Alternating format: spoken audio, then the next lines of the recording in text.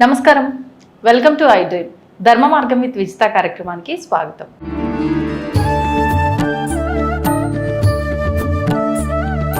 ప్రస్తుతం మనతో పాటు ఉన్నారు ప్రముఖ ఆధ్యాత్మికవేత్త, జ్యోతిష పండితులు మరెల్ల రవిశాస్త్రి గారు. ఇప్పుడు వారితో మాట్లాడి మరిన్ని విషయాలు తెలుసుకుందాం. ముఖ్యంగా కర్మకు సంబంధించి ఈ మధ్యకాలంలో ఏ పని చేస్తున్నా ఇది ఒక కర్మగా మారుతుంది, అంటే మనం మంచి చేస్తే మంచి, చెడు చేస్తే చెడు అనే ఒక నమ్మకం చాలా మంది నమ్ముతూ ఉన్నారు. అసలు ఏంటి కర్మ, కర్మ సిద్ధాంతం ఏంటి, మరి కర్మ ఎన్ని రకాలుగా ఉంటుంది, ఇలాంటి విషయాలన్నీ కూడా వారితో మాట్లాడి సవివరంగా తెలుసుకునే ప్రయత్నం అయితే చేద్దాం. నమస్కారం అండి. నమస్తే. కర్మ సిద్ధాంతం ఈ మధ్యకాలంలో చాలా మంది అంటే ఆచరించినా ఆచరించకపోయినా కూడా ఎక్కువగా నమ్ముతున్నారు. అంటే మనం ఏదన్నా చేస్తే అది మళ్ళీ మనకు తిరిగి వస్తుందంట, మనం చేస్తున్న ప్రతి పని కూడా ఒక కర్మగా మారుతుందంట అనే ఒక అవగాహన ఉంది. నిజంగా మనం చేస్తున్న పని కర్మగా మారుతుందా? అసలు కర్మ అంటే ఏంటి, కర్మ సిద్ధాంతం అంటే ఏంటి, వివరంగా తెలియజేయండి. ఓం శ్రీ గురుభ్యో నమః. ఆదిత్యాది నవగ్రహ దేవతాభ్యో నమః. ఓం ఘం గణపతే నమః. ఓం ఐం సరస్వత్యే నమః. కర్మ అనే పదాన్ని చాలామంది ఏంటంటే చాలా విచిత్రంగా వాడేస్తూ ఉంటారు. మన నిత్య జీవితంలో వాడి కర్మ అంతేరా అంటారు. అలా కర్మ అంటే ఏది అవుతుంది అంటే కర్మకి అర్థం తెలియదు చాలామందికి. అంటే ఒకే పని ఓ చోట మంచి కర్మ అవుతుంది, ఓ చోట చెడు కర్మ కూడా అవుతుంది. పని ఒకటే. క్రియకి కర్మకి తేడా తెలియక చాలామంది అది కర్మే ఇది కర్మే అంటారు. క్రియ అంటే చాలాసార్లు మనం జరిగే పని ఒకటి ఉంటుంది, పని తాలూకు ఫలితము వేరువేరుగా మారుతుంది. ఎందుకని పని ఒకటే అయినప్పుడు ఫలితం ఎందుకు మారుతుంది? ఇప్పుడు మీకు దీనికి ఒక సింపుల్ ఎగ్జాంపుల్ చెప్తా. రోడ్డు మీద ఒక అమ్మాయి నిలబడి ఉంది, వెనక నుంచి వచ్చి ఒక అబ్బాయి అట్లా తట్టాడు. ఆ అమ్మాయి రియాక్షన్ ఏంటి? తెలిసిన వాళ్ళైతే కొంచెం పాజిటివ్గా తీసుకుంటారు, తెలియని వాళ్ళైతే చంప పగల కొడతారు. అవునా? ఆ క్రియ ఒకటే, తట్టడం అనే క్రియ జరిగింది. తెలిసిన అబ్బాయి అనుకోండి, తెలిసిన వాళ్ళు అనుకోండి, ఆ అమ్మాయి కాబోయేవాడో లేకపోతే పియాన్సీనో అయితే దాన్ని చాలా హ్యాపీగా తీసుకుంటారు. అలాగే తెలియని వాళ్ళు అనుకోండి, ఏమవుతుంది? అది నెగిటివ్ కోణంలో ఉంటుంది. అంటే ఒకే పనిని క్రియ అంటారు. కర్మ అంటే పని తాలూకు తర్వాత ఏర్పడే భావాన్ని కర్మ అంటారు. ఓకే, వచ్చే రిజల్ట్స్ కాదు, అక్కడ ఉండే ఫీలింగ్ని, ఎమోషన్ని, భావాన్ని. యద్భావం తద్భవతి అన్నారు కానీ యత్కర్మ యత్క్రియ తద్భవతి అనలా. అక్కడ భావం ఇంపార్టెంట్. ఇప్పుడు సపోజ్ ఒక స్కూల్లో ఒక 40 మంది 50 మంది పిల్లలు కూర్చొని ఉంటారు. టీచర్ వస్తుంది, టక్ మంది 40 మందిని ఎవరో అల్లరి చేస్తుంటే 40 మందిని తిట్టేసింది. దాంట్లో 3 రకాల 4 రకాల బ్యాచ్ వాళ్ళు ఉంటారు. అది తిట్టినప్పుడే పక్కకు పెట్టేసేవాళ్ళు. తిట్టిన తర్వాత ఏదో తిట్టింది అనేవాళ్ళు. రెండోది తిట్టిన తర్వాత కొంతసేపు వదిలించుకునేవాళ్ళు. 4వ బ్యాచ్ వచ్చేసరికి తిట్టిన దాన్ని నిన్నెందుకు తిట్టింది అని పొడిచి వాళ్ళలో వాళ్ళు బాధపడేవాళ్ళు. సైకలాజికల్గా వీక్ ఉన్న వాళ్ళు. అంటే ఇక్కడ చేసిన క్రియ ఒకటే, ఎఫెక్ట్ అయిన విధానం వేరు. ఓకే, అంటే ఇక్కడ ఈ పిల్లలు 4 రకాల పిల్లలు తీసుకునే బట్టి ఉంటుంది, కర్మ రియాక్ట్ అవుతుంది. ఓకే, ఇప్పుడు నీకు ఎవరన్నా, ఇప్పుడు మనం రోడ్డు మీద వెళ్తున్నాం, రోడ్డు మీద వెళ్తూ ఉన్నప్పుడు ఒక కారులో వాడు స్పీడ్గా వెళ్తున్నప్పుడు ఒక డస్టో లేకపోతే నీళ్ళో ఏదో చిమ్ముకుంటూ వెళ్ళాడు. నిజంగా ఆ చిమ్మినప్పుడు ఒక 20 మంది మీద పడ్డాయి. 20 మంది మీద పడ్డప్పుడు ఆ 20 మంది మీద పడ్డవాళ్ళు కొంతమంది ఏదో లేకపోయిందిలే అని అనుకొని వెళ్ళేది కర్మ కిందకి మారదు, ఏదో కొద్దిగా దోషం కిందకి మారుతుంది. కానీ వాళ్ళల్లో నెగిటివ్గా ఎవరో ఉంటారు, పూర్తిగా శాపనార్థం. అంటే ఎమర్జెన్సీ ఇంటర్వ్యూకి వెళ్ళేవాడు, వాడు ఏమవుతాడు, హట్ అయ్యి వాడిని తిడతాడు. హట్ అయ్యి తిట్టడం అనేది లోపల నుంచి మనోపూర్వకంగా తిట్టడం అనేది కర్మ కిందకి మారుతుంది. ఇక్కడ వీడి మనసు నొచ్చుకునేలా జరిగింది కాబట్టి. కానీ ఆ మనసు ఎవడికి నొచ్చుకుంటుంది, ఏ పనికి నొచ్చుకుంటుంది అనేది ఇద్దరి భావాల మీద ఆధారపడి ఉంటుంది కర్మ అనేది. కర్మ అనేది ఏంటంటే మనం చేసిన దానికి వచ్చే భావ ఫలితమే కర్మ. మనం చేసిన క్రియకి వచ్చేటటువంటి భావ ఫలితమే కర్మ.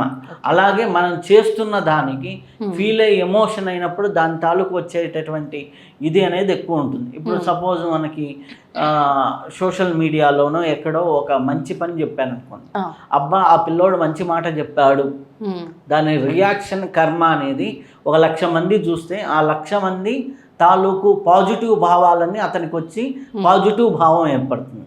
ఎవడో తిడుతూ మాట్లాడతాడు, టెంపరీగా అది వైరల్ అవుతాయి, కానీ తిట్టినప్పుడు చీ చీ చీ అంటాను. ఈ చీ చీ చీ అనేది 1,00,000 మంది చీ అన్నారు అనుకోండి, ఆ 1,00,000 మంది తాలూకు భావం ఏర్పడుతుంది. ఇప్పుడు ఫర్ ఎగ్జాంపుల్ ఇంకొకటి కూడా చెప్తాను, రోడ్డు మీద వెళ్తున్నప్పుడు ఎవడన్నా స్పీడ్గా బైక్ వెళ్తున్నాడు అనుకో, అరే పడి చేస్తావురా అంటారు. మొదటి వాడు అన్నప్పుడు ఏం కాదు, రెండో వాడు అన్నప్పుడు ఏం కాదు, 1000వ వాడు అన్నప్పుడు అది ఈ చిన్న చిన్న ఎనర్జీలన్నీ కలిసి ఓ పెద్ద ఎనర్జీగా ఎక్కడో ఒక చోట కర్మ కింద మారి ఆ కర్మ గండం కింద మారుతుంది. అది ఎటువంటి మాట అయినా సరే పదే పదే అంటే నీ నోటి మాటలే నీ నుదిటి రాతలు. మన నోట్లో ఏది మాట్లాడుతుంటామో అది నుదిటి రాత కింద మారుతుంది. కాబట్టి కర్మ అనేది ఎక్కడి నుంచి వస్తుందంటే మన చేష్టల నుంచి వస్తుంది. చేష్టల్లో ఉన్నటువంటి భావ ఫలితం ఆధారంగా కర్మ అనేది ఏర్పడుతుంది. అదే కర్మకి క్రియకి తేడా తెలుసుకోవాలి. అలాగే మనం పూజ చేసేటప్పుడు భావ ప్రధానంగా చేయమంటాం. అంటే ఇప్పుడు మనం ఏదో ఇన్ని పూలు తీసుకొచ్చేసి వేసేస్తాం, ఆ పూలు తీసేసి వేసేసినప్పుడు ఆ పూలు అన్ని వేయటం కంటే ఈ ప్రకృతిలో ఉన్నటువంటి సమస్త సువాసనలన్నిటినీ, ప్రకృతి రమ్యత అంతటిని తీసుకొచ్చి దేవుడికి సమర్పిస్తున్నాను అన్నప్పుడు ఆయనకి నువ్వు ప్రకృతి సమర్పిస్తే ఆయన నీకు ఎన్ని వనరులు క్రియేట్ చేయాలి? సో నీ భావ ప్రధానం అనేది ఇంపార్టెంట్. ఇక్కడికి కర్మ అనే దాంట్లోకి వచ్చినప్పుడు ఈ కర్మ అనేక రకాలుగా ఉంటుంది. ఒక్కొక్క మనకి కర్మని మనకి శాస్త్రబద్ధంగా వెళ్ళినప్పుడు కర్మ సిద్ధాంతంలోకి వచ్చినప్పుడు ఆ కర్మ సిద్ధాంతం ప్రకారం మనకి అనేక రకాలుగా కర్మని చెప్తారు. ఇప్పుడు కర్మ రకాలు మాట్లాడుకోబోయే ముందు ఇందాక మీరు ఒక మాట అన్నారు, మన నోటి నుంచి వచ్చే మాట మన తలరాతగా మారుతుంది అని చెప్పి. ఇప్పుడు ఇంట్లో సాధారణంగా తల్లిదండ్రులు పిల్లల్ని పదే పదే ఏదో ఒక మాట అంటూనే ఉంటారు, తిడుతూనే ఉంటారు, దరిద్రుడా అని, లేదంటే దరిద్రపు కొట్టుదానా, ఇట్లాంటి మాటలు సహజంగా వింటూ ఉంటాం. మరి అట్లా అన్నంత మాత్రాన అది వాళ్ళకి ఎఫెక్ట్ అవుతుందంటారా వాళ్ళ లైఫ్? వాళ్ళ సబ్ కాన్షియస్ లోకి ఎంత తీవ్రంగా తీసుకున్నారు అనే భావాన్ని బట్టి ఉంటుంది. ఇప్పుడు మీకు ఒక ఎగ్జాంపుల్ చెప్తాను. చిన్నప్పుడు మా నాన్నగారు నీకు లెక్కలు బాగా వస్తాయిరా అని, ఇంటర్మీడియట్లో 75 వచ్చినాయి. ఎక్కడ చూసినా నేను లెక్కని ఇప్పటికీ కూడా జాతకం క్యాలిక్యులేట్ చేసేటప్పుడు కూడా నేను చాలా స్పీడ్గా చేసేస్తాను. టకటక చూడంగానే ఒక 5-6 క్యాలిక్యులేషన్స్ ఒకేసారి జరుగుతుంటాయి అనమాట. అది ఆ క్యాలిక్యులేషన్ అనమాట. అదే మా నాన్నగారు అన్నారు, నీకు ఇంగ్లీష్ రాదని. ఇప్పటికీ ఇంగ్లీష్లో ఎవరు మాట్లాడినా నేను ఆన్సర్ చేస్తాను, కానీ నేను మాట్లాడాలంటే లోపల నుంచి ఒక ఫియర్ వస్తుంది. అంటే అది మనకి వేసే బీజాల్లో ఏది తీవ్రంగా ఏది మైండ్లోకి తీసుకుంటారు అనే దాన్ని బట్టి ఉంటుంది. ఇప్పుడు దులుపుకొని వెళ్తే అది క్రియగానే మిగిలిపోతుంది. దులుపుకోకుండా మైండ్లోకి తీసుకొని వెళ్తే అది కర్మ కిందకి మారుతుంది. ఏ విషయమైనా సరే ఆ కర్మ అనేది భావన, అంటే ఎంత తీవ్రంగా ఎదుటి వాడిని నొప్పించామన్న దాని భావన మీద ఆధారపడుతుంది. ఇప్పుడు మనకి ఫర్ ఎగ్జాంపుల్ ఉంటుంది, ఇంట్లో ఆడపిల్ల ఏడిస్తే మంచిది కాదంట. ఆడపిల్ల ఏడిస్తే అంటే దేనికి ఏడ్చింది? మామూలుగా ఏదో తిడితే ఏడ్చడం అది కాదు.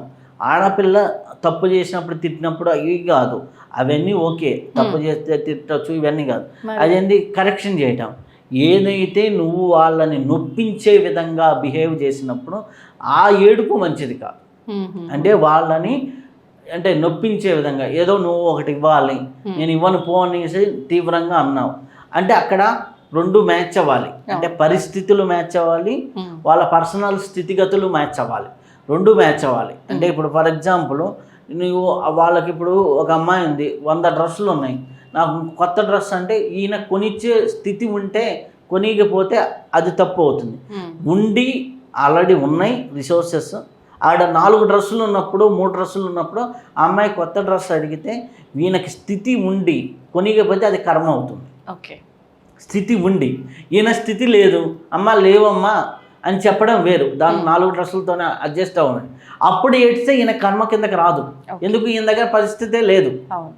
సో ఈయన దగ్గర 10 డ్రెస్సులు కొనిచ్చే క్యాపబిలిటీ ఉండి వాళ్ళని 4 డ్రెస్సులు 3 డ్రెస్సుల్లోనే పెట్టి ఇబ్బంది పెడుతున్నప్పుడు అదేమవుతుందంటే తీవ్ర కర్మ కిందకి మారుతుంది. సో అట్లాంటివి మనకు ఉంటాయి. సో మనం ఇంట్లో ఏదన్నా అన్నా వాళ్ళ పిల్లలు తీసుకునే సెన్సిటివిటీని బట్టి వాళ్ళు ఏదైతే భావంగా భావిస్తారో దాన్ని బట్టి ఉంటుంది. ఆ సబ్ కాన్షియస్లో అదే తిరుగుతుంది. ఆటోమేటిక్గా సబ్ కాన్షియస్లో ఏదైతే ఫీల్ అవుతారో అదే మేనిఫెస్టేషన్ అవుతుంది. ఇది దీనికి స్పెషల్గా చెప్పాలి. మరి ఇప్పుడు కర్మ అసలు ఎన్ని రకాలుగా ఉంటుంది? ఇప్పటి వరకు మనం చేస్తున్నది వాళ్ళు తీసుకునే దాన్ని బట్టి, పరిస్థితులను బట్టి అది ఆ కర్మ మనకి ఎలా యాడ్ అవ్వాలనేది అర్థమైపోతుంది. అసలు కర్మ ఎన్ని రకాలుగా ఉంటుంది? కర్మ అనేది మనకి కర్మ సిద్ధాంతం ప్రకారం 3 రకాల కర్మల గురించి చెప్తారన్నమాట. ఒకటి ప్రారబ్ధ కర్మ, ఆగామి కర్మ, సంచిత కర్మ. దీన్ని సింపుల్గా నేను అర్థమయ్యేటట్టు చెప్తాను. సంచిత కర్మ అంటే మనకు ఉండేటటువంటి పూర్తి కర్మని సంచిత కర్మ కింద చెప్పొచ్చు. ప్రారబ్ధ కర్మ నువ్వు ఏదైతే ఇప్పుడు ఈ జన్మలో నువ్వు అనుభవించడానికి తెచ్చుకున్నావో ప్రారబ్ధ కర్మ అంటారు. మనం ఇప్పుడు ఏదన్నా ఒక పని కాలేదనుకోండి, వాడి ప్రారబ్ధం అంతేరా. ఏదన్నా యాక్సిడెంట్ అయింది, ఎవడన్నా వాడి ప్రారబ్ధం అంతేరా అనేది మనం మాట్లాడుతూ ఉంటాం.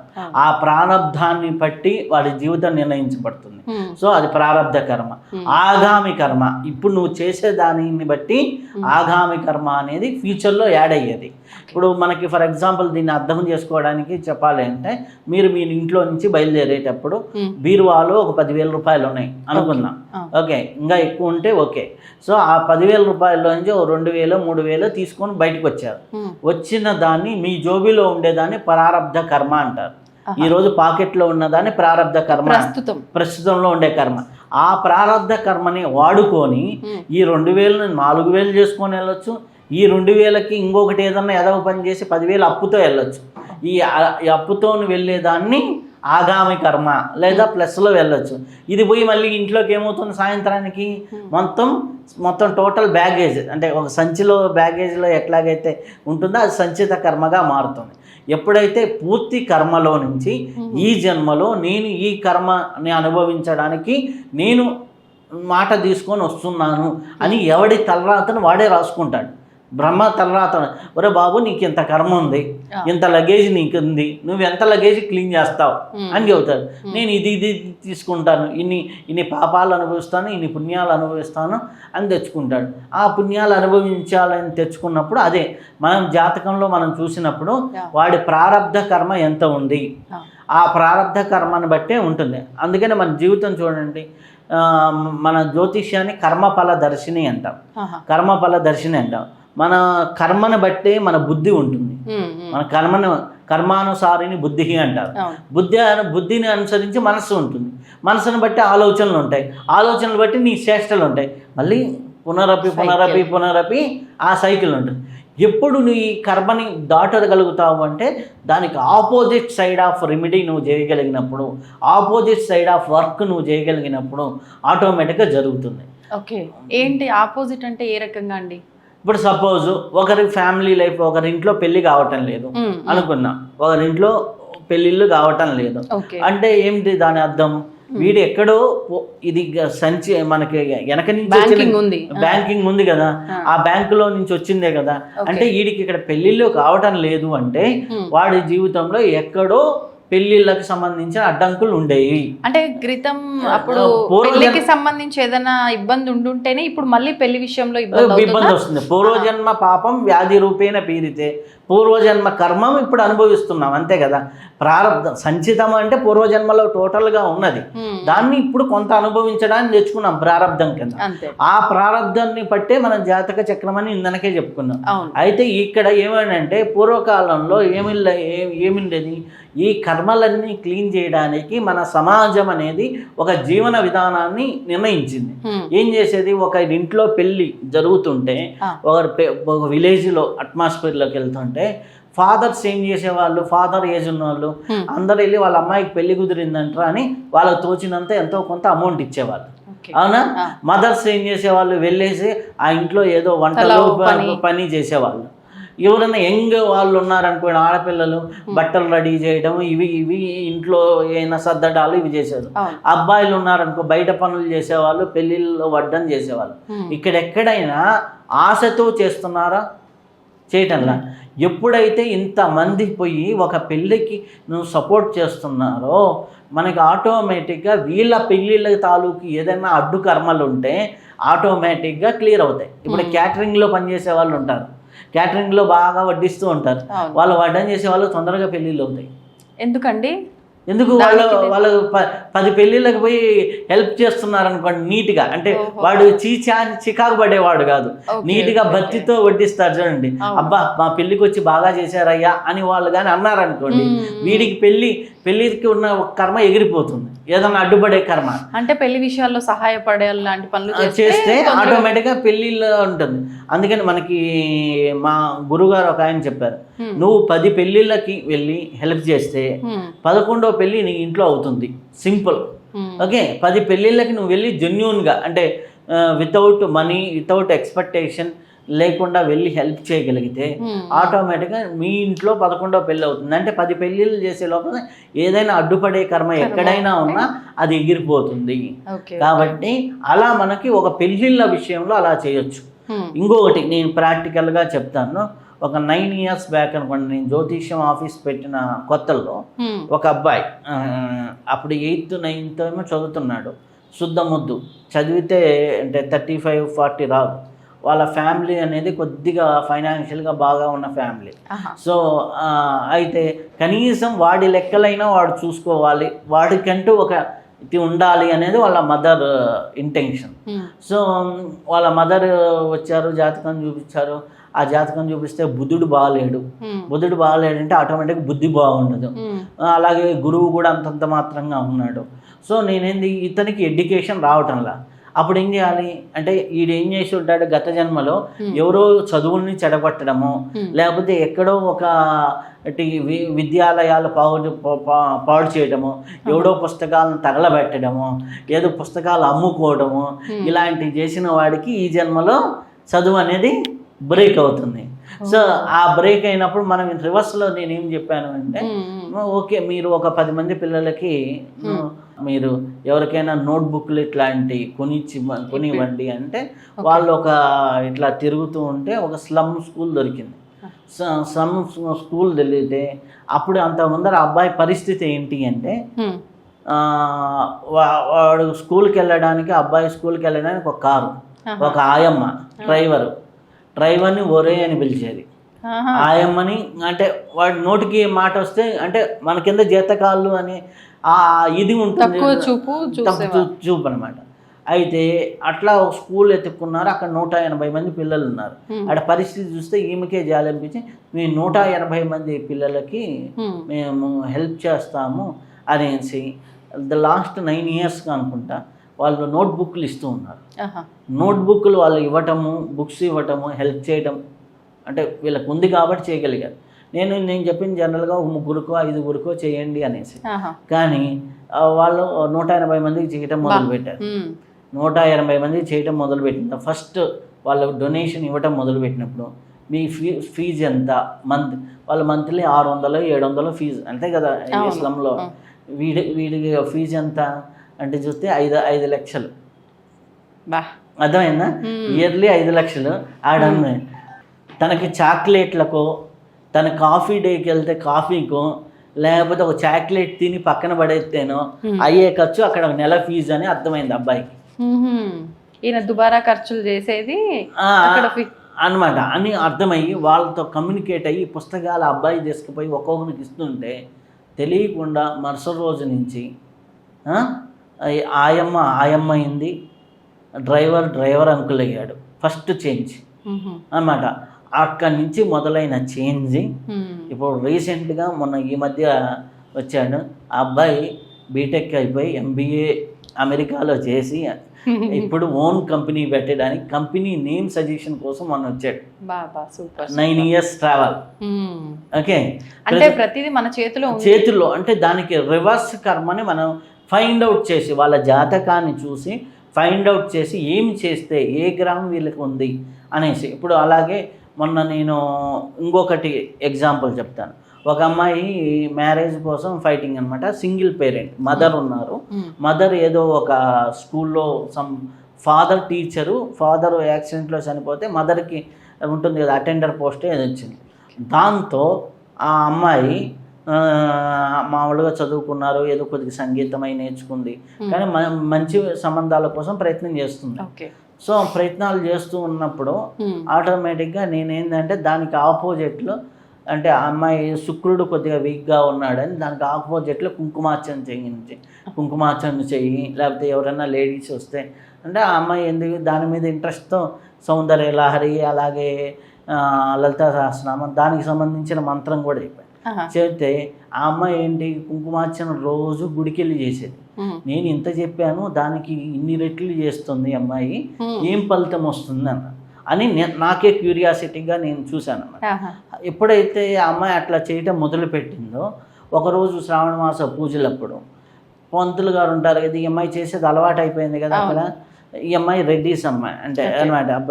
ఆయన ఏంటి మంచిగా చెబుతుంది కదా, మైక్ ఈ అమ్మాయికి ఇచ్చి నువ్వు చెబుతుండమ్మా లలిత సహస్రనామం, నేను అమ్మవారికి అలంకరణ చేసేస్తాను అనేసి మైక్ ఇచ్చేళ్ళా. ఈ అమ్మాయి మొత్తం లలిత సహస్రనామం అని చెప్పగానే చుట్టూ ఉన్న ఆంటీస్ బ్యాచెస్కి అందరికీ ఏమనిపిస్తుంది, అబ్బా పూజారి గారి కూతురు ఎలా బాగా చేయించింది అనుకున్నాను. నేను పూజారి గారి కూతురు కాదమ్మా ఇట్లా అనేసి అన్నారు. అక్కడ అందరికీ పరిచయం అయింది. పరిచయం అయిన తర్వాత కొన్ని రోజులకి అక్కడ ఉన్న ఒక హై ప్రొఫైల్ ఉన్నటువంటి, అంటే బ్యాక్గ్రౌండ్ ఉన్నటువంటి పెద్ద ఇండస్ట్రియలిస్ట్, కన్స్ట్రక్షన్ బిజినెస్ ఉన్న ఫ్యామిలీలో ఆవిడకి వాళ్ళ కొడుకు కోసం సంబంధాలు చూస్తుంటే ఈ అమ్మాయి ఫోటో వచ్చింది. మామూలుగా వచ్చింది. ఈ అమ్మాయి, ఆమె కూడా పెద్దగా రియాక్ట్ అవ్వలేదు. ఒకరోజు గుడికి వెళ్ళినప్పుడు హ్యాపీగా మళ్ళీ ఈ అమ్మాయి కనిపించింది. కనిపిస్తే చూద్దాంలే అన్నట్టుగా ఆమె ఉంది. కనిపించినప్పుడు మామూలుగా పరిచయం, మనం బాగా చెప్పామమ్మా అంటే ఇట్లా అన్నప్పుడు నేను డ్రాప్ చేస్తానని ఇంటికి వెళ్ళటం. ఇంటికి వెళ్తే ఆటోమేటిక్గా పైకి పిలుస్తారు కదా, కాఫీ అట్టి కదా. వాళ్ళ చిన్న కుటుంబం, ఒక బ్రదరు, వాళ్ళ మదర్తో పరిచయం అవ్వటం, ఎంబడే మ్యారేజ్ అవ్వటం. ఇప్పుడు ఆ అమ్మాయి BMW కార్ డ్రైవ్ చేస్తుంది. అంటే ఎక్కడెక్కడి నుంచి, అంటే వీళ్ళ స్తోమత, అంటే నెలకి ఒక 25-30,000 శాలరీ తీసుకునే జీవన విధానం నుంచి కొన్ని క్రోర్స్ ఆఫ్ రూపీస్ ఫ్యామిలీలోకి వెళ్ళాలి అంటే ఆ అమ్మాయి చేసిన సాధనా బలం, అంటే కర్మని రివర్స్ చేసుకొని చేసిన సాధనా బలం ఉంటుంది. అక్కడికి పోయినా కానీ కర్మ అప్లై అవుతుంది. ఇక్కడ ఏంది, సుఖ సంసారంలో కొన్ని డిఫరెన్సెస్. ఆ అబ్బాయి ఏంటి, వాళ్ళ హస్బెండ్ సింగపూర్లో బిజినెస్ ఉంది, అక్కడ 15 రోజుల్లో ఉంటాడు. దుబాయ్ 10 రోజుల్లో ఉంటాడు. ఇక్కడ కొట్టుకొని ఏదో దూరంగా ఉన్నామనే కంటే మొగుడు దుబాయ్ వెళ్ళాడనో, మొగుడు సింగపూర్ వెళ్ళాడనో చెప్పుకోవడం బాగానే ఉంటుంది కదా. సో ఆ ఎడబాటు, అంటే ఎడబాటుని భగవంతుడు ఇచ్చే కర్మ ఇస్తూ వేరే రకంగా ఇస్తాడు, ఇబ్బంది లేకుండా. ఇప్పుడు కొంతమంది వైఫ్ అండ్ హస్బెండ్లో విభేదాలు వస్తాయని ఉంటుంది జాతకంలో. వాళ్ళు ఎప్పుడైతే సాధన చేస్తారో, ఏదో డెలివరీకి అమ్మగారి ఇంటి దగ్గరకు వచ్చి విరక్కపోవడము, లేకపోతే వీసా ప్రాబ్లం వచ్చి కొద్దిగా వేరు కంట్రీలో ఇది ఉండటము, అలాంటివి జరిగి ఒక 6 నెలల్లో ఎట్లా వెడబాటు అవుతుంది. కానీ అది కర్మ కిందకి రాదు. అంటే ఆ కర్మ జరిగేది కూడా పాజిటివ్ కిందకే వస్తుంది. అంటే కర్మ మనకు మీరు ఇందాక అన్నట్టు ఎంత బ్యాంకింగ్ ఉన్నా కూడా ప్రస్తుతం మనం చేస్తున్న మంచి పనుల వల్ల అది మనకు ఎఫెక్ట్ అయితే అవ్వదు. కర్మను తప్పించుకోగానే అనుభవించటము మనకు పాజిటివ్ గా ఉంటుంది, అది ఎక్కువ ఎఫెక్ట్ చేయకుండా అని. అంతేనండి? అంతే. ఇప్పుడు జాతకానికి మీరు అన్నారు, జాతకంలో అంటే వాళ్ళకు ఒక రకంగా ఉంటే నేను దానికి ఆపోజిట్ గా ఇది చేయమని చెప్పినా అని. అంటే కర్మకి జాతకానికి కూడా ఏమన్నా సంబంధం ఉందా? జాతకమే కర్మఫల దర్శిని కదా. ఓహో, అంటే జాతకంలో ఏంటి, ప్రారంధం ఎంత ఉంది అని తెలుస్తుంది. వాడి ప్రారంధం ఎంత, యోగ్యత ప్రాప్తత వాడికి ఎంత తగ్గుతుంది, యోగం ఎంత ఉంది, వాడికి ఎంత యోగ్యత ఉంది, అర్హత ఎంత ఉంది జాతకంలో. ఈ 3 పాయింట్లు మనకు తెలుస్తాయి. యోగ్యత, అర్హత, ప్రాప్తత. యోగ్యత అంటే వాడికి ఎంత యోగం ఉంది. ఇప్పుడు సపోజ్ ఒక అతను ఎమ్మెల్యేగా గెలవాలనుకుంటే వాడి జాతకంలో యోగం ఉండాలి కదా. అంతే, యోగం ఉండాలి కదా. వాడికి ప్రాప్తము, ఒకవేళ యోగం ఉన్నా అది ప్రాప్తించాలి కదా, వాడికి దక్కాలి కదా. ఇప్పుడు సపోజ్ ఈయన సీఎం క్యాండిడేట్ అంటారు, లేకపోతే వీడికి పలాని పోస్ట్ వస్తుంది, లేకపోతే పలాని అర్హత ఉంది, యోగ్యత ఉంది, కానీ అంటే దానికి సంబంధించిన అన్ని ఆపరేషన్ స్కిల్స్ ఉన్నాయి, కానీ అంటే దానికి అర్హత ఉంది, కానీ ఆ యోగం ఉన్నప్పటికీ దాన్ని ప్రాప్తించాలి కదా. ప్రాప్తం అనేది పూర్వజన్మ కర్మ ఆధారంగా వస్తుంది. ప్రాప్తత, యోగ్యత, అర్హత అనేది ప్యూర్లీ నీ స్కిల్ అనమాట. అంటే నీకు ఇప్పుడు సపోజ్ నేను బీఈడీ చేయకుండా నేను టీచర్ పోస్ట్ రాస్తానంటే భౌతిక అర్హతలు ఉన్నాయి కదా నీకు అనమాట. ఈ 3 ఇంపార్టెంట్. మనకి జాతకం చూసాడు వాడి ప్రాప్తం ఎంత ఉంది, వాడి యోగం ఎంత ఉంది, వాడి అర్హత ఎంత ఉంది. అవును, అర్హత ఎంత ఉంది. ఇప్పుడు మొన్న ఎవరో రీసెంట్గా ఒక 1 month బ్యాక్ వచ్చారు, వాళ్ళు నిన్న కూడా వచ్చారు. వాళ్ళ ఫాదర్కి ఏదో క్యాన్సర్ హాస్పిటల్లో ఉన్నారు, ఇంత ఉంది, యోగం లేదమ్మా అని చెప్పాను. కరెక్ట్గా నేను చెప్పిన ఒక 5-6 రోజులకి ఆయన వెళ్ళిపోయాడు. ఓకే, అంటే యోగం అనేది అంటే ఇప్పుడు మెడికల్లో ఎక్స్పాన్షన్ అవుతుంది కదా. సో యోగం లేదు అనేది మనకు అర్థమైనప్పుడు అక్కడి నుంచి ఒక 1 week ఎంతో ఉన్నారో ఆయన వెళ్ళిపోయారు. వెళ్ళిపోయిన తర్వాత వాళ్ళకి ఆ క్లారిటీ ఇవ్వగలిగితే మనకి అర్థమవుతుంది. అదే యోగం ఉంది. ఇంకొకరు ఉన్నారు, జాతకం చూసినప్పుడు ఈమెకి ఏం కాదు, హ్యాపీగా ఉంటుంది. ఆమె క్యాన్సర్ 4th level నుంచి ఆమె యోగంలో ఏంటంటే ఏదో ఇంజెక్షన్ చేయించుకున్నారు, అంటే మెడికల్గా చేసే ప్రయత్నాలు చేశారు, అది సెట్ అయ్యి రివర్స్ అయింది. అంటే అక్కడ మనం యోగం ఉందా లేదా అనేది మనకు అక్కడ అర్థమవుతుంది. ఒకటి దక్కాలా లేదా అనేది ప్రాప్తంలో తెలుస్తుంది. మనకి ఫిజికల్గా ఉండే అర్హత అనేది మనం సంపాదించుకోవాలి. సో ఈ అన్నిటి కాంబినేషన్ని ఎంత యోగ్యత ఉంది, ఎంత ప్రాప్తత ఉంది, ఎంత అర్హత ఉంది అనేది మనకి జాతక చక్రం అనేది నిర్ణయించబడుతుంది. ఆ జాతక చక్రంలో మనకి తెలుస్తూ ఉంటాయి అన్నమాట ఆటోమేటిక్గా. అది తెలిసినప్పుడు దానికి రెమెడీస్ మనం చెప్తాం.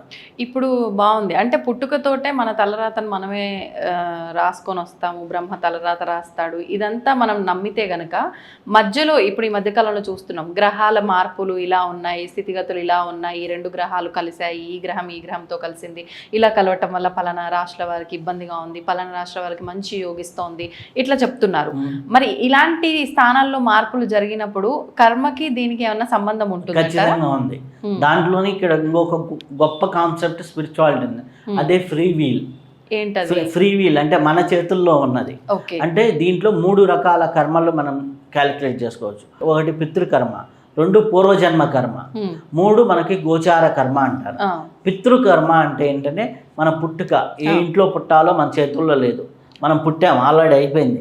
ఆ పుట్టిన ఇంట్లో తల్లిదండ్రుల తాలూకున్న DNA, తల్లిదండ్రుల తాలూకున్న రోగాలు రొస్టులు, తల్లిదండ్రుల తాలూకున్న ఆస్తిపాస్తులు, తల్లిదండ్రులు పాల్గొన్న స్థితిగతులు, కులము, గోత్రం అన్నీ కూడా మనకి ఆల్రెడీ అరేంజ్ అయిపోయింది. అది 30% లాక్. పితృకర్మ అనేది 30% లాక్. 30% అనేది 30% అనేది ఉంటుంది. ఎందుకు? నీ జీవితం నీ తల్లిదండ్రులు ఆల్రెడీ డిసైడ్ చేసేసారు నీ ఆస్తిపాస్తులు. పితృకర్మ అనేది ఒక 30%. పూర్వజన్మ కర్మ, నీ పూర్వజన్మ దాన్ని బట్టే నీ కర్మను బట్టే నీ బుద్ధి ఉంటుంది, ఆ బుద్ధిని బట్టే నీ చేష్టలు ఉంటాయి, చేష్టలను బట్టే నీ ప్రవర్తన ఉంటుంది. సో నీ ప్రవర్తన, నీ బుద్ధి ఇదంతా కూడా నువ్వు పూర్వజన్మ నుంచి చేసుకున్నావు. 3వది గోచారము. గోచారము అనేది అది ఒక 40% అర్థమవడానికి పర్సంటేజ్లు చెప్తున్నా.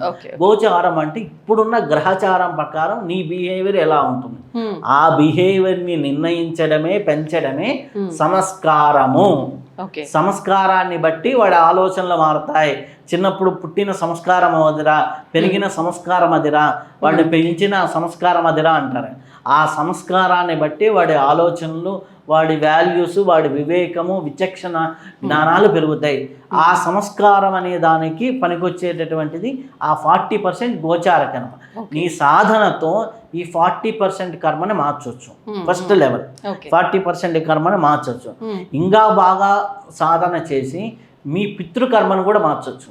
అది ఎలా అంటే ఇప్పుడు ఫర్ ఎగ్జాంపుల్ ఎన్టీ రామారావు గారు పుట్టారు. ఎన్టీ రామారావు నందమూరి ఫ్యామిలీలో పుట్టారు. నందమూరి ఫ్యామిలీ అనే యొక్క లైఫ్ సైకిల్ని ఎన్టీ రామారావు గారు వచ్చిన తర్వాత మారిందా లేదా? ఎక్కడున్నా నందమూరి అనగానే ఒక వాల్యూ అనేది వచ్చింది కదా. ఆయన ఏం చేశాడు, దాని యొక్క కర్మ చాట్ని, పితృకర్మని ఒక్కసారి ఎన్హాన్స్ చేశారు. ఆయన ఒక సాధన, ఉపాసన, యోగ్యతతో అది మారిపోయింది. ఇప్పుడు చిరంజీవి గారు ఉన్నారు, అట్లా అంటే మీకు అర్థం అవ్వడానికి ఆ పేర్లు వాడుతున్నా. అలాగే ఒక గురువు గారు ఉంటారు, ఒక ఫిజికల్ లెవెల్లో చదువుకున్న వ్యక్తి ఉంటారు. అన్నదమ్ములు 4 ఉంటే 4గురిలో ఒకటి చదువుకొని కొంత హై లెవెల్లో ఉంటాడు. వాడు ఏం చేస్తున్నాడు, ఆ కర్మని కొంతవరకు మార్చగలుగుతున్నాడు. ఆ మార్చే సిస్టమ్ ఏదైతే ఉందో అది మన సంస్కారంలో, మన సాధనలో జరుగుతుంది. ఆ సంస్కారం, సాధన అనేది వాడికి ఏ సంస్కారం ఎప్పుడు అందాలనేది మళ్ళీ వాడి పూర్వజన్మ కర్మ, అంటే ఆ పూర్వజన్మ కర్మని బట్టే ఉంటుంది. ఆ కర్మని బట్టి ఏ ఇంట్లో పుట్టాలి అనేది డిసైడ్ అవుతుంది. ఆ ఇంట్లో పుట్టినప్పుడు ఆ సర్కమ్స్టెన్సెస్, ఆ పరిస్థితులన్నీ వాడి మీద వర్తిస్తాయి. అంటే ఈ తల్లిదండ్రులకి ఈ వంశంలో మనం ఆడవాళ్ళలాగానా మనమే డిసైడ్ అయి పుడతాం. మనమే డిసైడ్ అంటే గత జన్మ కర్మను బట్టి. ఓకే, పుడతాం. ఆ పుట్టిన తర్వాత ఏంటి, నీకు ఆ ఫ్యామిలీ ఇది మొత్తం కూడా నీకు ఆల్రెడీ వచ్చేస్తుంది. నీ చదువు అంతా కూడా ఆ స్థితిగతులే ఉంటుంది. నువ్వు కోటేశ్వరి ఇంట్లో పుట్టావు అనుకోండి, నువ్వు కారులో స్కూల్కి వెళ్తావు. కానీ అదే నువ్వు ఒక పేదోడి ఇంట్లో పుట్టావు, కారు కొనటమే నీకు గోల్. అర్థమైందా? ఓ సొంత ఇల్లు కట్టుకోవడమే గోల్. వాడు బంగ్లాలో పుట్టినోడికి సొంత ఇల్లు గోల్ లేదు, ఏమీ లేదు. వాడు లావిష్గా లైఫ్ని ఎలా ఎంజాయ్ చేయాలనేది గోల్.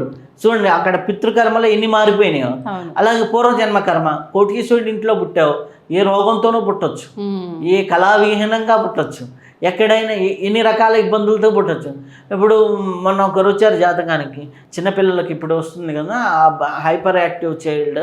ఆ అబ్బాయి పెద్ద మూవింగ్ లేదు, కదలలేదు, తల్లి పెద్ద ఫ్యామిలీ, 16 ఏళ్ళు 17 ఏళ్ళు, ఇప్పటికి ఆటిజం టైప్ ఏదో ఉంది. సమ్ మూవింగ్ ఏమి ఉండదు, వాడు పండుకుంటాడు, ఆకలి అంటే ఉంటాడు, మాటలు రావు, పెద్దగా మనం ఇచ్చిన దానికి రెస్పాన్స్ ఉండదు. పుట్టాడు 16 ఏళ్ళు 17 ఏళ్ళు. 17 ఏళ్ళ పిల్లోడికి తల్లి చేయాలంటే ఎలా ఉంటుంది? సో వాడు మోషన్కి వెళ్ళాలని తెలియదు, ఇది తెలియదు అనమాట. వాళ్ళ మదర్ చెబుతుంటే ఆ పెయిన్ ఎంత ఉంటుంది.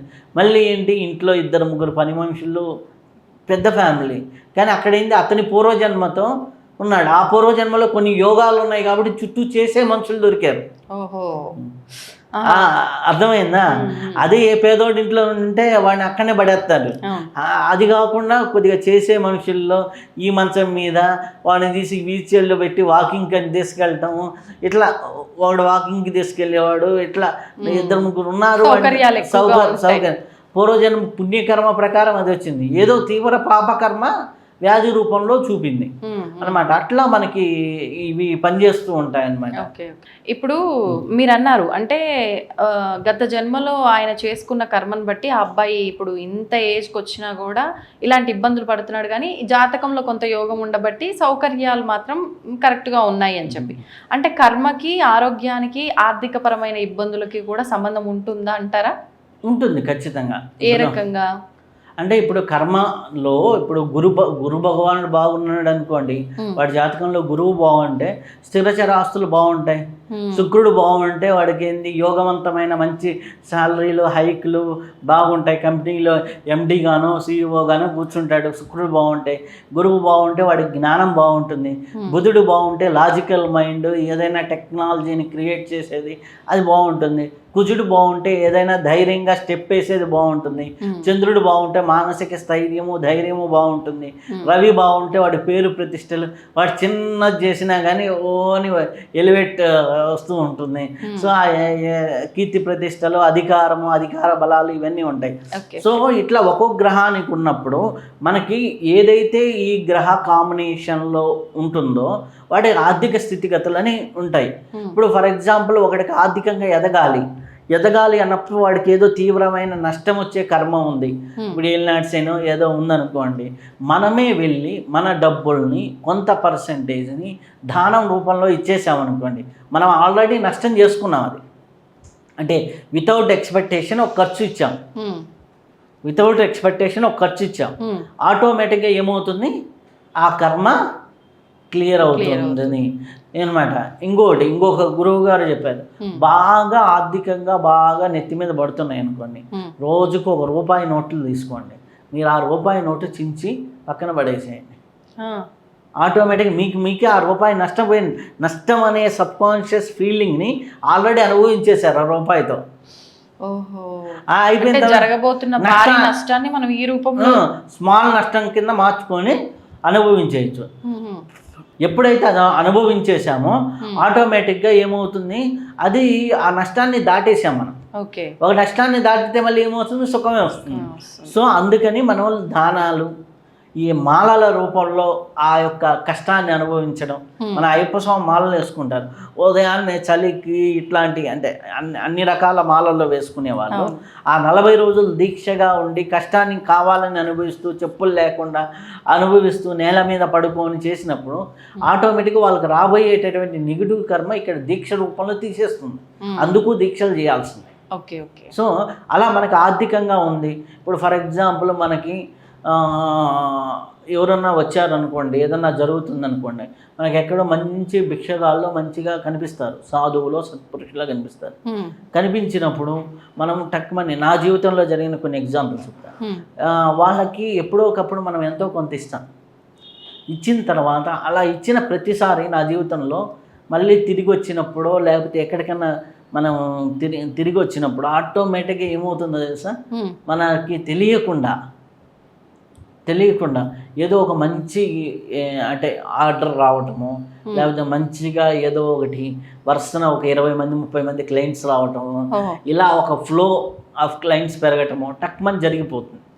అంటే రిజల్ట్ ఇక్కడికిక్కడే తెలిసిపోతుంది ఆటోమేటిక్గా. మనకు చేస్తే ఆ అనుగ్రహం అనమాట. అది ఎవరికంటే ప్యూర్ ఆకలితో ఉన్న వాళ్ళకి అనమాట. నేను ఒక ఆశ్రమానికి వెళ్ళా, ఏదో పిలిస్తే వెళ్ళినప్పుడు అక్కడ ఆశ్రమంలో బయట ఒక ఆయన కూర్చొని ఉంటే ఆయన బాగా బక్క చిక్కు ఉన్నాడు అనమాట. బక్క చిక్కు ఉంటే చూస్తే ఇట్లా అంటున్నాడు, సైగ చేస్తున్నాడు, అన్నం అన్నట్టు, భోజనం అన్నాడు. సరే భోజనం తింటావా అని అడిగాను.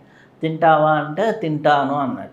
తింటాను అంటే ఓకే అని చెప్పేసి ఏం తింటావంటే ఆకలి వేస్తుందని చూసాడు. ఆయన ఫేస్ చూస్తేనే మనకు అర్థమైపోతుంది.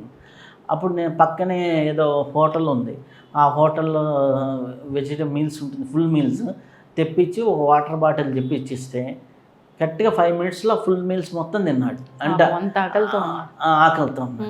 అయితే ఆ గుడి పూజారు వాళ్ళు ఉంటారు కదా, నేను చెప్పాను ఆయన ఇక్కడ ఉన్నాడు చెట్టు కింద, మీరు రోజు తీసుకెళ్ళేటప్పుడు అంత పులిహార ప్రసాదం ఉంటుంది కదా, అది ఇవ్వచ్చు కదా అని చెప్పాను. నేను గుళ్ళోకి వెళ్ళినందుకు నాకు ఏదో శాల్వా కప్పి ఏదో పంచెలు అవి పెడితే ఆ పంచెలు కట్టుకుంటాడని ఆయనకి ఇచ్చి ఫ్రూట్స్ ఇచ్చి ఒక 500 ఇచ్చొస్తే, నేను తిరిగి వచ్చిన తర్వాత నేను ఇచ్చిన ఆయనకి చిన్న సేవ, తిరిగి వచ్చిన తర్వాత టక్మని వేరే టెంపుల్కి క్రిస్టల్స్ వేయాలి అనేసి, మాకు ఇన్ని లక్షల క్రిస్టల్స్ ఆర్డర్ కావాలి అని మనకి ఒక పెద్ద ఆర్డర్ వచ్చింది అనమాట. అంటే ఒక అంటే అక్కడ ఏంటి, నాకున్న అడ్డుపడేది ఏదో ఈ రూపంలో వెళ్ళిపోయింది. Okay okay okay. అంటే మనం తెలుసో తెలియకో చేస్తున్న ఈ దాన ధర్మాలన్నీ కూడా మనకు ఉపయోగపడుతున్నాయి అనమాట. సో అలా మనకి అవుతుంది. అందుకని మనకేంది, పూర్వకాలంలో అన్నదానం చేయండినో, విద్యాదానం చేయండినో. విద్యాదానం చేస్తే ఏమవుతుంది, బుధుడు ఇవన్నీ సెట్ అవుతాయి. పెళ్ళి కన్యాదానం చేయండి, లేకపోతే పెళ్ళి కాని పేద పిల్లలకి పెళ్ళిళ్ళకి చేయండి. అంటే మనిషి జీవితంలో పెళ్ళి ముఖ్యమైనది, పెళ్ళి ముఖ్యమైనది, చదువు ముఖ్యమైనది, అలాగే ఒక ఆర్థిక స్థితిగతులు ముఖ్యమైనవి, అలాగే మన రిలేషన్షిప్స్ ముఖ్యమైనవి. వీటన్నిటికి కావాల్సినవన్నీ కూడా మన సమాజంలో పూర్వకాలంలో మన యొక్క నిత్య జీవన విధానంలో పెట్టేశారు మన వాళ్ళు. అందుకనే అప్పుడేంది అవి పాటిస్తూ వచ్చారు కాబట్టి మన పెద్దవాళ్ళు, ఈ కర్మలు లేవు, ఈ గ్రహాలు లేవు, ఏమీ లేవు. ఇప్పుడు కుజదోషం ఉన్నవాడు వరుసన 10 పెళ్ళిళ్ళకి వెళ్ళి హెల్ప్ చేస్తే ఆ కర్మ పోయి వాడి పెళ్ళి అయ్యేది. కుజదోషం అనేదే లేదు, దోషము ఉండేది, తెలియకుండానే అది పరిహారం అయిపోయేది. అప్పుడు మీకు దీనికి ఇంకొక ఎగ్జాంపుల్ చెప్తాను. ఒక సైకలాజికల్ గా బాధపడే ఒక జాతకం అనమాట. 4-5 దగ్గరికి వెళ్తే పిచ్చి అని, నువ్వు పిచ్చిదాని అయిపోవాలమ్మా అని జాతకం అంటే, నేను 4వ వ్యక్తిని ఆ అమ్మాయి జాతకం చూడటం, నిజంగా పిచ్చిదాని అయిపోవాలి అనేసి, అవునమ్మా జాతకంలో అంటే సైకలాజికల్ చాలా వీక్ అయిపోయి పిచ్చే. అయితే ఆ అమ్మాయి ఏం చేసింది, అవలా ఇది అంటే నాకే ఛాలెంజ్ అనమాట. చాలా ఎందుకు కాలేదు అని నేను జాతకంలో అమ్మాయిని కోచింగ్ చేసుకుంటూ వచ్చేసి లాస్ట్ 5 yearsలో ఏం చేసావు, 6 yearsలో. ఆ అమ్మాయి ఏం చేసింది అంటే, లాక్డౌన్ అయినప్పుడు ఈ స్టేట్ హోమ్ హాస్టల్స్ ఏదో ఉంటాయి కదా, ఎస్సీ వాళ్ళకి సంబంధించిన హాస్టల్స్, ఎవరు పేరెంట్స్ ఉన్న వాళ్ళు తీసుకెళ్లారు. పేరెంట్స్ సపోర్ట్ లేని వాళ్ళు అక్కడ కొంతమంది ఉన్నారు, అరౌండ్ 30 మెంబర్స్ వరకు ఉంటే. ఈ అమ్మాయి ఎప్పుడో బీటెక్ చదువుతుంది, బీటెక్ అప్పుడు అయిపోయిందా ఏమో. సో ఆ టైంలో ఆ అమ్మాయి ఏం చేసింది అంటే మామూలుగా వెళ్ళి ఏదో ఫ్రెండ్స్తో ఏదో బర్త్డే గిఫ్ట్లు ఇవ్వటం ఇట్లాంటివి చేస్తూ ఉండేది. అట్లా ఈ అమ్మాయికి ఫోన్ వచ్చింది ఫస్ట్ లాక్డౌన్ అప్పుడు. ఫోన్ వచ్చి ప్రభుత్వం వాళ్ళు ఫుడ్ పెడుతున్నారు కానీ మాకు బట్టలు కానీ ఇవి కానీ సరిపోయినంత లేవు అని ఆడపిల్లలు అంటే లేడీస్కి ఉండేటటువంటి విషయం. అయితే ఈ అమ్మాయి ఏంటంటే ఆ అమ్మాయి చదివే కాలేజీలో ఫ్రెండ్స్కి అందరికీ ఫోన్ చేస్తే వాళ్ళందరూ అంటే ఇప్పుడు 2 సార్లు 3 సార్లు వేసుకొని తీసేసిన బట్టలన్నీ ఉంటాయి కదా, అవన్నీ ప్యాక్ చేసి ఐరన్ చేయించి నీట్గా ప్యాక్ చేసి వాళ్ళకి కావాల్సిన పర్సనల్ ఐటమ్స్ అందరి దగ్గర కలెక్ట్ చేసి అవన్నీ అంటే వాళ్ళకి పర్సనల్గా కావాల్సినవన్నీ కొని మొత్తం ఒక 8-9 కాటన్స్ బట్టల్ని తీసుకెళ్ళి వాళ్ళకి ఇచ్చింది. జాతకంలో ఏముందంటే ఆఫ్టర్ నెక్స్ట్ ఇయర్ ఏముంది అంటే చంద్ర మహాదశ ఉంది. చంద్రుడు అమ్మాయికి పరమ నీచంలో ఉన్నాడు. చంద్రుడు మైనస్ అయితే మనో నిగ్రహము మనో ఇది కోల్పోవాలి. చంద్రుడికి రెమెడీ ఏంటంటే మేము చెప్పేది, చంద్రుడికి ఎవరికన్నా ఉంటే చంద్రుడికి ఒక నూలు పోవు అంటాం మనం సహజంగా. ఒక వస్తు దానం చేయండి మానసికంగా బాగుంటుంది అని చెబుతాం, లేదా శివాభిషేకం చేసుకోండి. ఆ అమ్మాయి ఇంతమందికి ఫస్ట్ లాక్డౌన్లో సెకండ్ లాక్డౌన్లో చేసిన తర్వాత ఏం జరిగింది ఆ అమ్మాయి లైఫ్లో అంటే ఆ తర్వాత ఒక 1 year తర్వాత మదర్ ఫాదర్ ఒకే యాక్సిడెంట్లో చనిపోయారు. అయ్యో. ఈ అమ్మాయి బీటెక్, తమ్ముడు వచ్చేసి 9th class 10th class చదువుతున్నాడు. స్కూల్ చదువుతున్న తమ్ముడు ఈ అమ్మాయి. అయితే ఆ స్థితిలో అమ్మాయి సైకలాజికల్ స్టేట్ ఎలా ఉండాలి అంటే జాతకం ప్రకారం డౌన్లో ఉండాలి. ఈ అమ్మాయి చేసిన కర్మ వల్ల పెదనాన్న బాబాయిలతోనే పోరాడి మా నాన్నకి ఏదైతే ఆస్తి రావాలో అదంతా రావాలని పోరాడి ఆ ఆస్తిని సెటరైట్ చేసుకొని ఆ అమ్మాయి భాగాన్ని ఆ అమ్మాయి ఫిక్స్ చేసుకొని ఆ ఫిక్స్ చేసుకున్న తర్వాత వాళ్ళు ఏంది అప్పుడు తమ్ముడు లేడు కదా, ఏదో వాళ్ళ పిల్లల్ని సెటిల్ చేస్తే సరిపోతుంది. దాదాపు 80 crores రూపీస్ ప్రాపర్టీని ఆ అమ్మాయి సెటరైట్ చేసుకొని నిలబడి మళ్ళీ పెద్దనాన్న బాబాయ్ మీద పోరాడి మళ్ళీ పెద్దనాన్న బాబాయికి ఇప్పుడు టామ్ అంటే ఏంటంటే మొగరాయుడు అనమాట. కంపెనీలో ఏం జరిగిన ఈఎంఐ అంటే ఎందుకు రివర్స్లో లో లెవెల్లో ఉన్న చంద్రుడు ఒకరికి వస్తదానం ఇస్తే కర్మ అవుతుంది, నలుగురికి సాటిస్ఫై చేస్తే కర్మ క్లియర్ అవుతుంది. ఈఎంఐకి ఇన్ని 100 మందికి నీడీ పీపుల్కి చేయటం వల్ల ఏమైపోయింది, ఆటోమేటిక్గా ఈ చంద్రుడు పరమోచ్చ స్థానంలోకి వెళ్ళిపోయాడు రివర్స్లో. సో కాన్ఫిడెంట్ అయిపోయింది. ఇప్పుడు పెద్దనాన్న దగ్గర నుంచి ఆస్తులు ఏవైతే కావాలో తీసుకొని ఈ అమ్మాయి ఒక అబ్బాయిని చూస్ చేసుకొని మ్యారేజ్ చేసుకుంటే పెద్దనాన్న పెద్దమ్మలు ఇద్దరు పీటల మీద కూర్చొని ఎవడికి ఇప్పుడు కజిన్స్కి ఏది అవసరమైనా ఎవడికి ఏమైనా నెక్స్ట్ జనరేషన్లో లీడర్ అనమాట. అలా తయారైపోయింది. ఇప్పుడు అమ్మాయి 29-30 years అంతే, 29 years అనమాట. మొన్నే ఒక చిన్న బేబీతో వచ్చింది. సో ఆ అమ్మాయి జాతకం చూస్తే అలా ఉంది. ఈ అమ్మాయి చేసిన కర్మ చంద్రుడిని ఎక్కడనో తీసుకెళ్ళిపోయింది. ఓకే. అలాగే మీకు ఇంకొకటి హెల్త్ పాయింట్ ఆఫ్ వ్యూలో ఒక ఎగ్జాంపుల్, ఒక ఆయన ఉన్నారు, ఆయన పేరు వాళ్ళ ఫ్యామిలీ అంతా యుఎస్లో ఉంటుంది చాలా వరకు. ఇక్కడ వాళ్ళ ఏదో ప్రాపర్టీ ఉన్నారని పెద్ద ఆయన ఉంటారు. ఆయన మళ్ళీ ఒక 6 months 9 months అక్కడికి వెళ్తాడు, మళ్ళీ వస్తూ ఉంటాడు ఇలా.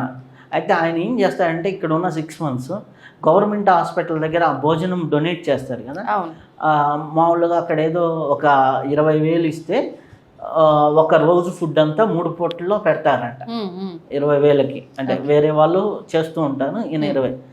అట్లా వెళ్ళి ఫుడ్ని ఈయన డొనేట్ చేస్తూ ఉంటాడు.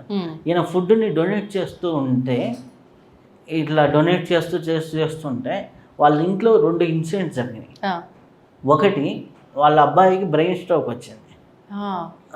అది ఎక్కడ వచ్చిందో తెలుసా, ఊరక క్యాజువల్గా వేరే ఫ్రెండ్కి ఎవడికో బాగాలేకపోతే ఈయన హాస్పిటల్కి వెళ్ళి నా బ్రెయిన్ కూడా ఎలా ఉందో టెస్ట్ చేసుకుందామని చేసుకుంటుంటే నెక్స్ట్ few hoursలో నీకు బ్రెయిన్ స్ట్రోక్ రాబోతుందని రిపోర్ట్లో వచ్చింది. ఎంబడే ఒక ఇంజెక్షన్తో అది సెట్ రైట్ అయిపోయింది. మాలో బ్రెయిన్ స్ట్రోక్ వచ్చి పడిపోయి ఏదో నరాలు చిట్లిపోయి ఏదో హాస్పిటల్కి తీసుకెళ్ళి చేసే బదులు ముందుగానే కనిపెట్టగలిగారు. అంటే వేరే ఫ్రెండ్కి ఏదో సిటీ స్కాన్ ఏదో చేయడానికి వెళ్తే మీకు కూడా ఇక్కడ ఏదో నరువు ఉంది సార్, మీరు కూడా చేయించుకోండి అని ఆ డాక్టర్ చెప్పాడంట. ఇక్కడ ఏదో నరువు ఉబ్బు ఉంది, మీరు కూడా హెడ్ అది చేయించుకోండి, ఎందుకైనా మంచిది అన్నారంట. దాంట్లో బయటకు వచ్చింది. దానికి ఏదో ఇంజెక్షన్స్ ఇచ్చారు, 1 day అడ్మిట్ చేసుకున్నారు, అయిపోయింది. బ్రెయిన్ స్ట్రోక్ వస్తే ఏం జరుగుతుంది, కోమాలోకి వెళ్ళొచ్చు, ఏమైనా జరగచ్చు. సో అటువంటి సిచ్యువేషన్, అట్లాంటిది చాలా మార్పు అనేది జరుగుతుంది అనమాట. హెల్త్ పాయింట్ ఆఫ్ వ్యూలో కూడా మనం ఇప్పుడు హాస్పిటల్కి వెళ్ళి కొంతమంది చాయ్ బిస్కెట్లు పంచుతుంటారు, అంటే వీళ్ళకి హాస్పిటల్కి వెళ్ళేటటువంటి ఇది అనేది తగ్గుతుంటుంది. అలాగే ఇంకొకరికి కూడా నేను చూశాను అనమాట, ఒకరికి జైలుకి వెళ్ళాల్సిన జాతకం ఉంది.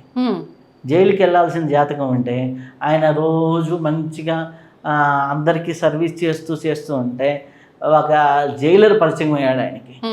జైలర్ పరిచయం అయితే రోజు వెళ్ళి ఆయనతో ముచ్చట్లు పెట్టుకొని వచ్చేవాడట జైలు దాకా. 2 సార్లు ఛాయ్ తాగుతాడు.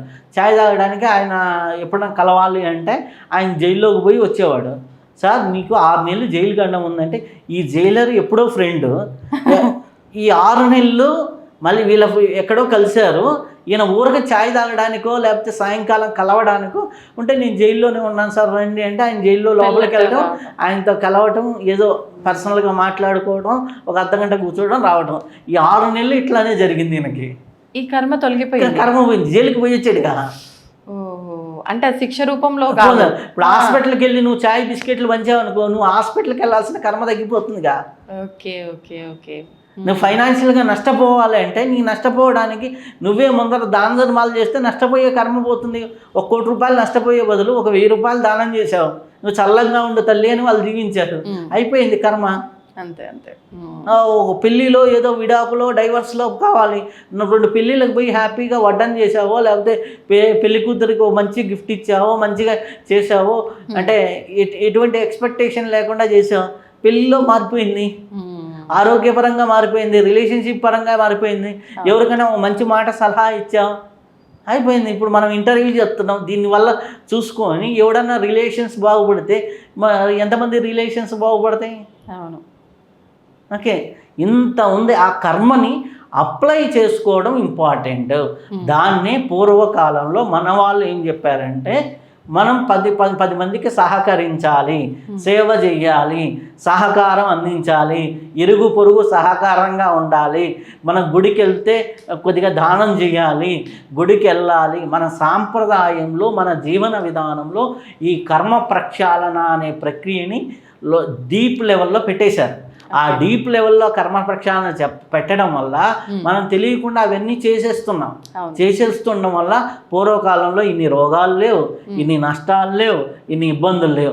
అవన్నీ మనం ట్రాష్ అని కొట్టి పక్కన పడేయటం వల్ల ఇన్ని ఇబ్బందులు, ఇన్ని నష్టాలు, ఇన్ని ఉన్నాయి. ఇంకోటి నేను ఒకరి జాతకం చూశాను. ఆ జాతకంలో చూసినప్పుడు వారికి ఏంటంటే గురుగ్రహం బాగాలేదు, వాళ్ళకి యాంగ్జైటీ, కంగారు, ఇవన్నీ గ్యాస్ట్రిక్ ఇవన్నీ ఉన్నాయి.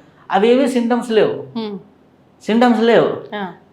ఎందుకు లేవు? ఇవి ఉండాలి కదా, గురు మహాదశ ఉంది, గురువు నీచము అనేసి నేను చూస్తున్నా. గురువు దృష్టిలన్నీ బాగున్నాయి, అష్టకవర్గాల్లో గురువు మైనస్. వాళ్ళ నాన్నగారు చిన్నప్పుడు ఆ అబ్బాయిని చూసి ఎవరో చెప్పారంట, దక్షిణామూర్తి స్తోత్రం నేర్చుకోమన్నాను, అరుణాచలం వెళ్ళి నిద్ర చేయమన్నాను. దక్షిణామూర్తి స్తోత్రం చదువుకుంటూ బాగా చేస్తూ వస్తే ఈ అబ్బాయికి ఏదో వర్క్ అరుణాచలంలో పడింది. 8 నెలలు అరుణాచలం నిద్ర చేయబోతుంది, 8 నెలలు అక్కడే ఉండాల్సి వచ్చింది. ఏదో ఎలక్ట్రికల్ వర్క్, టెంపుల్లో నిద్ర చేయడం అంటే కష్టము. ఆ అబ్బాయికి ఏంటంటే ఎలక్ట్రికల్ ఏదో అరుణాచలం టెంపుల్లో వర్క్ చేయడానికి వచ్చింది. డే టైం జనాలు ఉంటారు కాబట్టి నైట్ టైం వర్క్ చేస్తారు కదా, ఆ నైట్ టైం వర్క్ టెంపుల్లో రోజు చేసేవాడు. టెంపుల్లో నైట్ గడపమని చెబుతున్నాం. వాడికి ఆ విధంగా అంటే దక్షిణామూర్తి స్తోత్రం చేయటం వల్ల ఆ అనుగ్రహం లభించింది. అక్కడ ఉండటం వల్ల కర్మ పోయింది. మనం చేసే ఉపాసన, జపము, ధ్యానము ఇవన్నీ కూడా మన కర్మ ప్రక్షాళనకి కావలసిన సిచ్యువేషన్ ఇస్తాయి. నాకేదో ఆ భిక్షగాడు ఎవరో ఉన్నారు ఆ టెంపుల్ దగ్గర, అక్కడ ఆయన లేకపోతే నా కర్మ ఎట్టబోతుంది? అవును అవును అవును. నేను ఇస్తానన్నా కానీ తీసుకునేవాడు ఉండాలి కదా. ఆ తీసుకునేవాడిని అంటే కర్మ రుణమున్నవాడిని, కర్మ తీర్చుకునేవాడిని, ఇద్దరిని కలిపేది ఎవరు అంటే సాధన.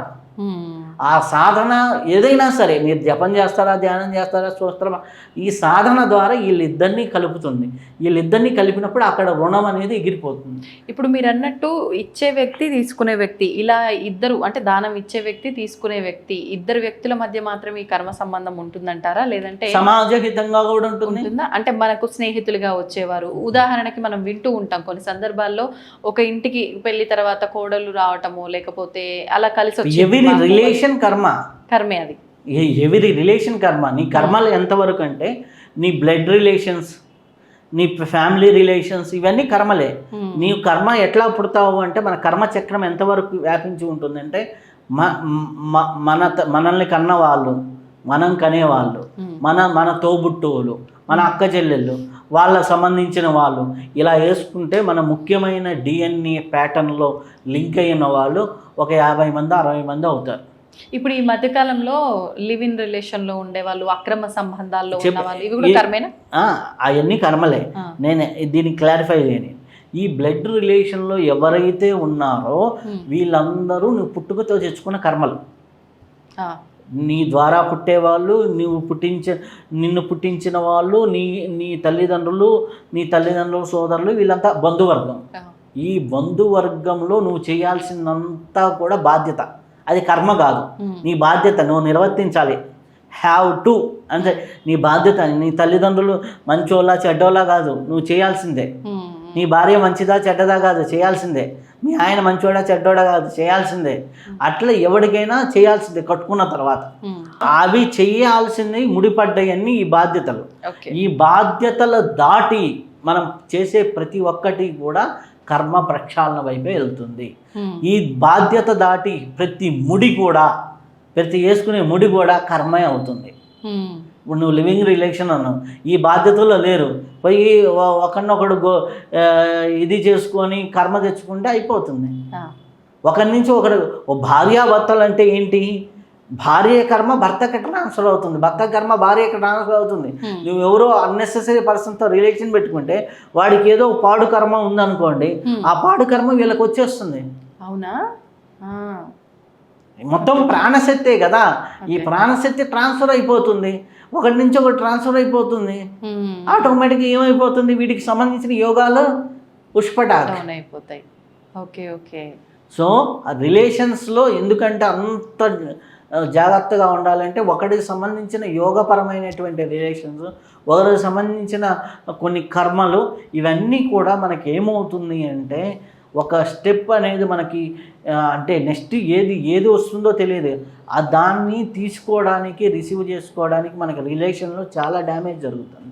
సో అలా అందుకనేసి ఇట్లా అన్నెసెసరీ రిలేషన్స్ ముడులే, అంటే ఉన్న ముడులు కాకుండా ఎక్స్ట్రా ముడులు, ఆ చిక్కుముడుల వలన అవి జరుగుతూ ఉంటాయి. కొన్ని కర్మ తాలూకు ముళ్ళు పడతాయి. అంటే కర్మ తాలూకు ముళ్ళు అంటే ఎలా ఉంటుందంటే, అవి ఎట్లా ఉంటుందంటే ఒక పాసింగ్ క్లౌడ్ లాగా వస్తాయి. కొన్ని రోజులు ఫ్రెండ్షిప్ లాగా ఉంటారు, ఆ ఫ్రెండ్షిప్ దాటేసి వెళ్ళిపోతుంది. వీళ్ళ లైఫ్ వీళ్ళదే, వాళ్ళ లైఫ్ వాళ్ళదే. అక్కడ ఏ ఎమోషన్ ఉండదు, ఏదో కర్మ రుణం ఉంటుంది. అలాంటివి జరుగుతూ ఉంటాయి. దాన్ని మనం సీరియస్గా కావాలని పోయి పెట్టుకొని నీ ఫ్యామిలీని డిస్టర్బ్ చేసుకొని వాళ్ళ నువ్వు కొత్త కర్మని క్రియేట్ చేసుకుంటున్నావు. నీకు ఉండేటటువంటి ఫ్రీ వీల్తో నీకేమవుతుందంటే, ఫ్రీ వీల్తో ఎట్లా అంటే నీ సంస్కారంతో, ఇక్కడ మామూలుగా మనం చూస్తే ఈ 2 వేళ్ళు ఉన్నాయి కదా, ఈ 2 వేళ్ళ మధ్య ఇట్లా తాకిచ్చి ఉంటే ఎంత దూరం వెళ్ళినా ఇలానే ఉంటాయి. సింపుల్ ఒక వేలుని ఇట్లా లేపామనుకోండి, ఇక్కడ వచ్చేసరికి 1 ఇంచే గ్యాప్, కానీ ఒక 10 కిలోమీటర్లు వెళ్ళేసరికి ఇది ఎంత గ్యాప్ అవుతుంది? చాలా ఎక్కువ గ్యాప్. నీ జీవితం ఇలా ఉంది, నీ కర్మ ప్రకారం నువ్వు సంస్కారంతో, సాధనతో కానీ ఈ డైరెక్షన్లో కానీ కొద్దిగా 1 ఇంచ్ డైరెక్షన్ కానీ ఇక్కడ మార్చగలిగితే ఒక 10 ఇయర్స్కి వెళ్ళేసరికి నీ జీవిత ఉన్నతి అనేది మారుతుంది. అదే సంస్కారము మన సనాతన ధర్మంలో నేర్పించింది ఏంటంటే, నిన్ను నువ్వు సంస్కరించుకోమని. ప్రతి జీవి సంస్కరించుకుంటే సంస్కరించబడినటువంటి సమాజం ఏర్పడుతుంది. దానికోసం జ్యోతిష్యాలు ఉన్నాయి, దానికోసం మన జీవన విధానాన్ని మార్చుకోవడానికి జ్యోతిష్యాలు ఉన్నాయి, భయపడడానికి కాదు. కర్మ సిద్ధాంతం అంటే భయపెట్టేది కాదు, కర్మ సిద్ధాంతం అంటే సంస్కరించేది. నువ్వు ఏ కర్మ చేసావో దానికి ఎట్లా సంస్కరించుకోవాలో చెప్పేది కర్మ సిద్ధాంతం. సంతోషం అండి. ధన్యవాదాలమ్మా, చాలా సంతోషం. And for more videos, Please subscribe to iDream channel. Subscribe to iDream Media. Please subscribe to iDream. Please subscribe to iDream. Please subscribe iDream. And please subscribe to iDream. For more videos, subscribe to iDream. please like, share and subscribe to the channel. Congratulations, iDream. Subscribe to iDream. Subscribe to iDream. So subscribe to iDream Media. iDream ki iDream team andarki huge congratulations. Please subscribe iDream Media. Please subscribe to iDream. Subscribe iDream. Please subscribe to iDream. iDream అంటే నా కళల ఛానల్ను subscribe చేసుకున్న నోరు తిరుగుతలేదు, మీరైతే గంట గుర్తు కొట్టండి. For more such videos, please subscribe to iDream. Subscribe to iDream. Please subscribe to iDream. Please subscribe iDream Media. Please do subscribe to iDream. Please subscribe to iDream Media. For best entertainment and information, please subscribe iDream. And don't forget to subscribe to iDream.